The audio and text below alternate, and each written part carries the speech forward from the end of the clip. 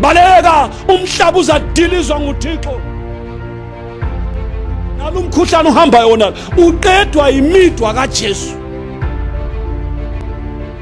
Phume kubotshweni imikhuhlane, phume kubotshweni ngamadimoni, phume kubotshweni imbanje, phume kubotshweni yikho konke.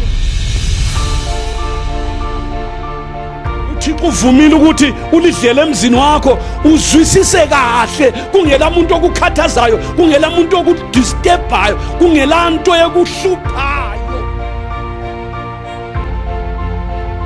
Izoni zonke ezizwayo lintshumayelo eziphendukayo namhlanje liyazalwa kutsha lonke uma likholwa ilizwi likaThixo.